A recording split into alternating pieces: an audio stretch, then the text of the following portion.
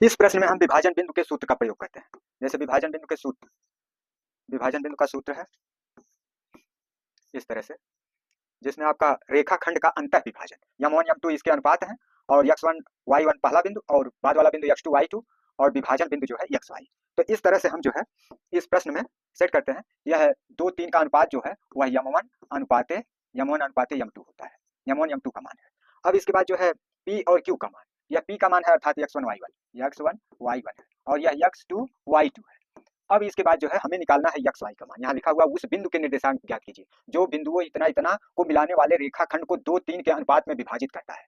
तो देखिए 2 2 3 मतलब m1 m2 2 3 के अनुपात में यह विभाजित कर रहा है बिंदु r। इस r बिंदु का निर्देशांक ज्ञात करना है। r बिंदु क्या है, x y है, तो x y का मान हमको निकालना है। और x का मान m1 x2 plus m2 x1 बटे m1 प्लस m2 के सूत्र पर निकाला जाता है। तो यहाँ पर आप देखिएगा x बराबर कैसे निकलेगा, x बराबर m1 x2 और प्लस m2 x1 और बटे m1 प्लस m2। तो अब इसका मान रखिए, तो यहाँ m1 का मान 2 है तो 2 गुणे x2 का मान 4 है तो यहाँ जो है 4 लिखेंगे, और प्लस m2 का मान 3 है तो यहाँ 3 लिखेंगे, x1 का मान -1 है तो यहाँ -1 लिखेंगे, और बटे में m1 प्लस m2 2 प्लस 3 लिखेंगे।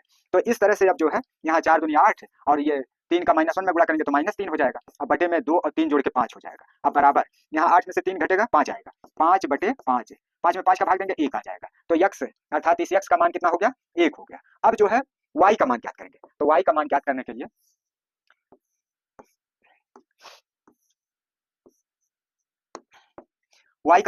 लिए फिर हम लिखते हैं y बराबर, तो y बराबर ये बाद वाला मान होगा m1 y1 और m1 y2 और प्लस m2 y1 और बटे m1 प्लस m2 लिखेंगे। अब इस पर हम मान लिख देते हैं, तो m1 का मान 2 है गुणे y2 का मान -3 तो यहाँ लिखेंगे -3 और प्लस m2 का मान जो है 3 है तो यहाँ 3 लिखेंगे, गुणे y1 का मान 7 है तो यहाँ 7 लिखेंगे, और बटे में जो है m1 प्लस m2 2 प्लस 3 लिखेंगे, 2 प्लस 3 तो बराबर हो गया, ऊपर वाला 3 दूनी 6 तो -6 हो जाएगा, और यहाँ 7 21 तो प्लस 21 हो जाएगा, बटे में 2 और 3 जोड़ के 5 हो जाएगा। अब 6 को 21 में से घटा देंगे तो 11 में से 6 जाएगा 5 होगा अर्थात 15 हो गया।